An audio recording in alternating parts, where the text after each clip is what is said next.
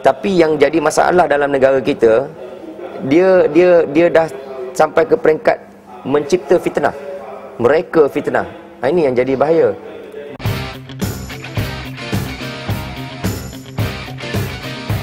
Yang saya sebutlah semalam, contohnya macam cubaan untuk membabitkan Yang Muhammad Perdana Menteri dalam kes pembunuhan Al-Tuntuyah. Benda yang tak ada, daripada benda yang tak ada, cuba diwujudkan supaya ada dengan menggunakan surat akuan sumpah, contoh dia, kan, contoh oleh siapa nama tu, Bala Subrahmanyam, yang saya sendiri terlibat. Semasa kes tu dia tak cakap apa pun. Macam mana tiba-tiba sekarang macam-macam dia keluar cerita, kan.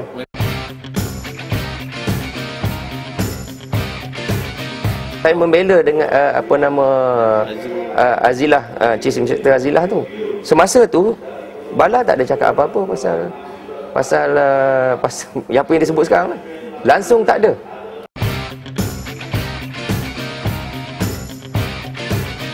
Ya, itu pada saya, itu maksud saya, tahap fitnah tu sampai ke tahap mereka, kan.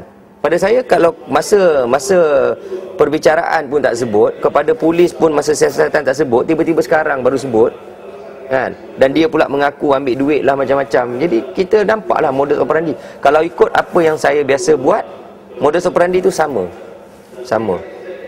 Get somebody that can link to the case and get the best mechanism sekarang ni SD lah.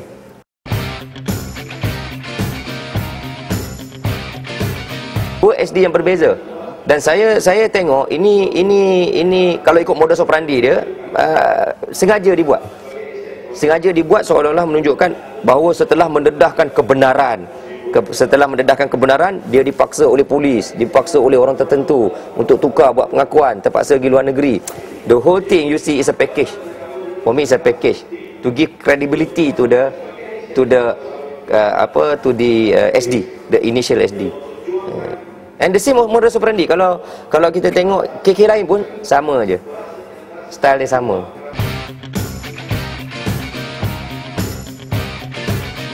So the target is to just create doubt, The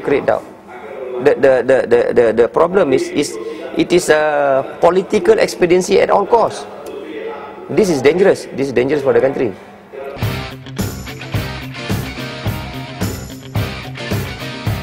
Orang-orang yang ada kepentingan lah. Kita orang kata you put two and two together lah. Siapa yang akan dapat benefit daripada semua ni? Then you can identify lah.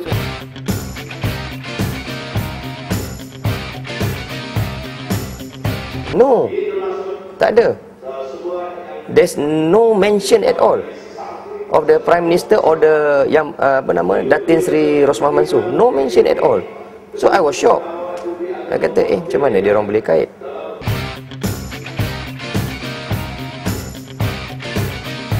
That the police is investigating, yes. That one I agree.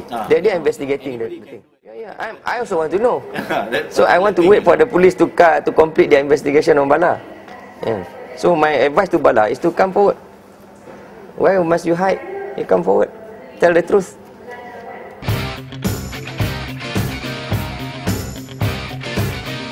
Because of the third party. I don't think, if I continue, I believe at that time, if I continue with the defense, I would compromise my position as a lawyer, because I was his lawyer. So I felt that at that point of time, it's not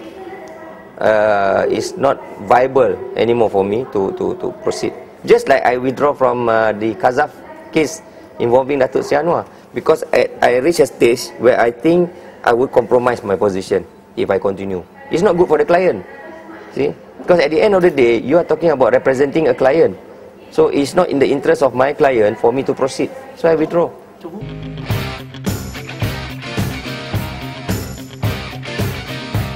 That's the reason lah. Because the pressure to link the Prime Minister, at the time he was the Deputy Prime Minister, to the murder, I think it will compromise my position as a lawyer. So I withdraw. Better to withdraw. Definitely.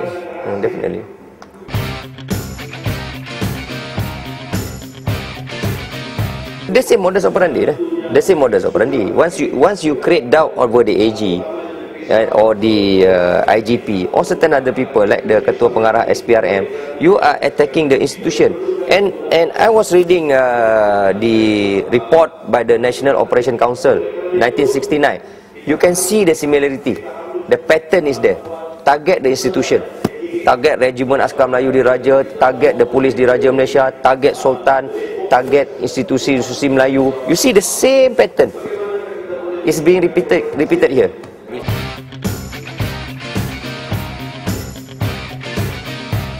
Exactly. You see the speeches, you see the perarakan keranda tu is, you know, kita pun ada perarakan keranda sekarang, you know, orang ni mati kena bunuh lah, apalah macam-macam.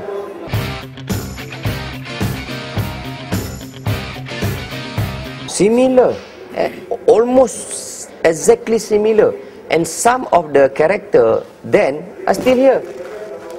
You know, some of the character in 1969 are still here, playing a dominant role, which is for me, is very interesting to see the development, because the pattern are the same.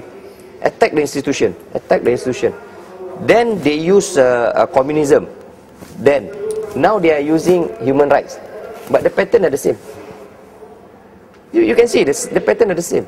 I was surprised. And you know, I'm almost 50, you know. So I bukan 25 tau. I'm almost 50.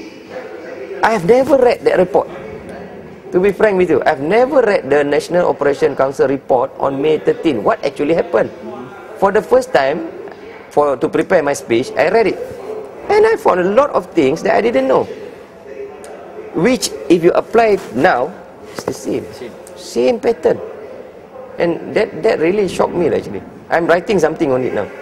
You know, you see the speeches then, as reported in the council's report, the speeches is almost the same. Almost the same. You know, go to hell with the Malay lah, apalah itulah. You can see that.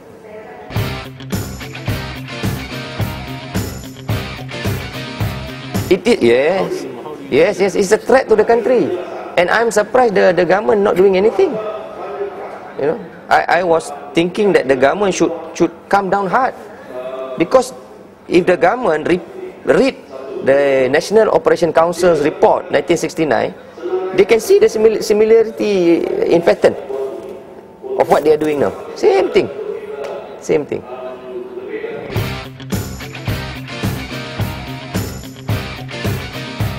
Yes. I think the government should come up with a maybe even a royal commission. If need to, yes. If need to. Because we are talking about the security of the country and the future of the nation.